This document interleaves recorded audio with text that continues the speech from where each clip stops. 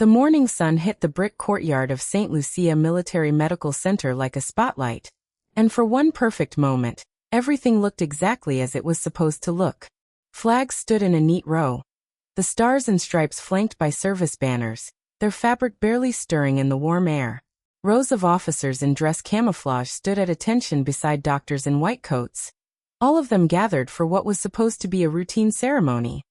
The retirement of a decorated military working dog named Ranger, a German shepherd who had served 3 tours and saved more lives than anyone in that courtyard could count on both hands.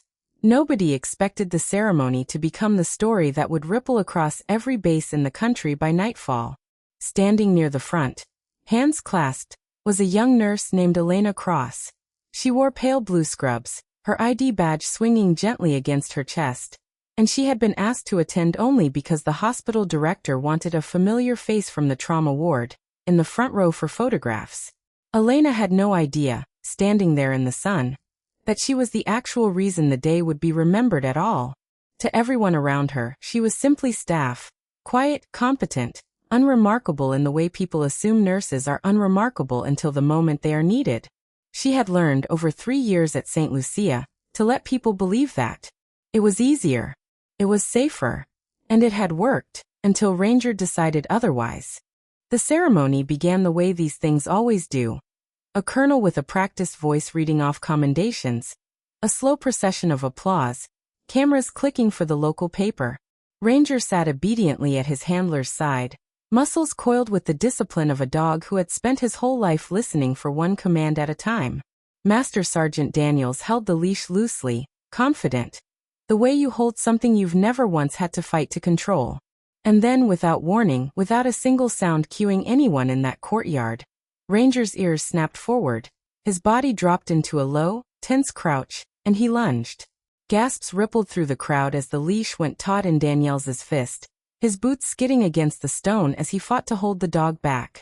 Elena's hands flew up instinctively, not in fear, but in the same practiced motion she used when calming an agitated patient in the ER. Palms open, body low, voice steady even as her heart slammed against her ribs. "Easy," she said, so quiet only the closest onlookers heard it. "Easy, boy." But Ranger wasn't lunging at her. He was straining past her, toward something, toward someone, just behind her shoulder, snarling in a way military dogs are trained never to do during a public ceremony. For 3 full seconds, nobody in that courtyard understood what was happening. The applause died. The doctors froze mid-clap. Somewhere near the flags, a colonel's hand instinctively moved toward his sidearm, a reflex forged by years of training rather than conscious thought. And Elena, who had spent years of her life being underestimated, whose real name did not appear on any personnel roster the way people assumed it did, whose quiet competence hid something none of her co-workers had ever bothered to ask about. Elena did not step back. She stepped sideways, placing her own body at an angle that blocked the direct line between the dog and the man standing 2 feet behind her, a man in a visitor's badge who had been smiling for the cameras just moments before.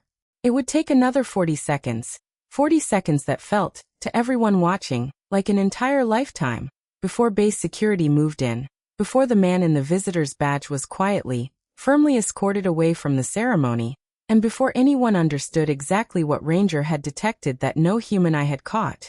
Elena stood there afterward, scrubs slightly rumpled, breathing hard, while officers exchanged confused glances and whispered questions nobody wanted to ask out loud in front of the press. Who was this nurse who hadn't flinched? Why had she moved with the precision of someone trained for exactly this kind of moment? And why, when Master Sergeant Daniels finally wrestled Ranger back under control, did the dog turn, not toward his own handler, not toward the crowd but toward Elena, and sit calm as stone, pressing his head gently against her leg like he already knew her? Because he did already know her. That was the truth that would not surface until hours later, when the hospital director pulled personnel files that hadn't been opened in years, when a retired colonel recognized her face from a deployment photograph nobody outside a classified briefing room was ever supposed to see, and when whispers began moving through the crowd faster than anyone could contain them. Elena Cross, the quiet trauma nurse who mixed medications and changed bandages and stayed late without complaint, was not simply a nurse. And Ranger, trained, disciplined, obedient Ranger, had not broken formation by accident. He had broken formation because some part of him, some deep animal instinct sharpened by years in the field, recognized a threat before a single human being in that courtyard did, and he had chosen without hesitation to protect the one person there he trusted enough to fight for. As officers began ushering the stunned crowd back to their seats and murmurs turned into open questions, one thing was already clear to everyone standing in that courtyard. The ceremony they had gathered for was no longer the story. The real story was standing in blue scrubs, catching her breath, with a decorated war dog pressed protectively against her side. And not one person there yet understood how deep her hidden history actually went. If a story like this pulls you in the way it pulled in everyone standing in that courtyard, make sure you're subscribed to the channel, because what happened next, the truth investigators uncovered about who Elena Cross really was, is even harder to believe than the moment Ranger broke formation. By early afternoon, the courtyard had emptied, but the hospital administration building had not. Base security, 2 officers from criminal investigations, and the hospital director sat around a table with a single manila folder between them. A folder that, until that morning, had not been touched in over 4 years.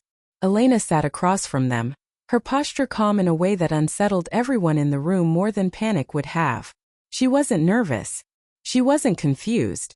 She looked, if anything, like someone who had been waiting a long time for a conversation she always knew was coming. The folder told a story that none of her co-workers could have guessed from 3 years of watching her run 4 lines and comfort frightened patients. Before St. Lucia, before the pale blue scrubs and the quiet hospital corridors, Elena Cross had served as a combat medic attached to a specialized K-9 handling unit. The very unit, it turned out, that had originally trained Ranger as a puppy. She had been there for his earliest exercises, had fed him by hand during a grueling certification program, had been the one steady presence in his young life before he was assigned to Master Sergeant Daniels and sent overseas. A training injury had ended her active deployment early, and quietly, without fanfare, she had transitioned into hospital nursing, choosing not to mention a past that most people would have worn like a badge of honor. She hadn't hidden it out of shame. She had hidden it because, in her own words to the investigators that afternoon, the last thing wounded soldiers need is a nurse who wants to talk about her own war stories. But the deeper revelation, the one that made the room go silent, had nothing to do with her past and everything to do with what Ranger had actually detected in that courtyard. The man in the visitor's badge, it turned out, was not a random guest. He was later confirmed to be carrying a concealed item that should never have passed through the ceremony's security checkpoint, an oversight in an otherwise tightly controlled event.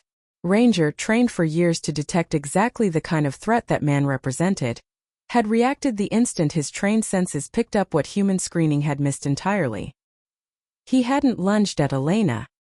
He had lunged past her, using her as the calm, familiar point he trusted enough to orient around while he did the only job he had ever known how to do: protect the people in front of him, no matter the cost to himself. What stunned the investigators most wasn't the threat itself, which was handled quickly and quietly by base security once it was identified. It was the fact that Elena, in the space of 3 seconds, had made a decision that most highly trained personnel take months of drilling to internalize. She had placed her own body between a potential threat and the people around her, not because she panicked, but because some old instinct from her medic training had never actually left her. "You don't forget how to move when someone might get hurt," she told the investigators plainly. "You just forget you're allowed to admit you still know how." Word of what really happened spread through the base by evening, and by the next morning, it had reached far beyond it. Local news picked up a softened version of the story, a heartwarming tale about a loyal war dog reuniting with the medic who once raised him. But the people who had actually stood in that courtyard knew the fuller truth: that a woman who had spent years quietly absorbing the emotional weight of other people's worst days, who had never once asked for recognition, had instinctively put herself in harm's way to protect a stranger, and that a dog trained for the battlefield had never once forgotten who taught him what loyalty actually meant. Master Sergeant Daniels, still visibly shaken hours later, requested something almost unheard of in military protocol: a formal review to allow Ranger visitation privileges with Elena during his retirement, acknowledging what everyone in that courtyard had already witnessed with their own eyes. The bond between the dog and the nurse wasn't sentimental nostalgia. It was something forged under conditions most people never have to survive. When the request was granted, Ranger's first visit to the hospital wasn't treated as a formality. Staff lined the hallway just to watch him walk, tail low and steady, straight toward the trauma ward, where Elena knelt down without a word and let him rest his head against her shoulder exactly the way he had in the courtyard that morning. In the weeks that followed, Elena Cross remained exactly who she had always been at St. Lucia. Quiet, steady, present for every 12-hour shift. Never once trading on the story that had briefly made her the most talked-about person on base. But something had shifted in how people saw her. The nurse they had walked past 100 times without a second thought was, in the end, the same woman who had once knelt beside a wounded soldier in a place far from home. The same woman a decorated military dog trusted enough to defend without hesitation. And the same woman who reminded an entire hospital that true heroism rarely announces itself. It simply shows up quietly exactly when it's needed most. If this story moved you the way it moved everyone who stood in that courtyard and finally understood who Elena Cross really was, don't scroll away without hitting subscribe, because stories like this one, about the hidden heroes standing quietly among us, are exactly what this channel is built to uncover, and you won't want to miss the next one.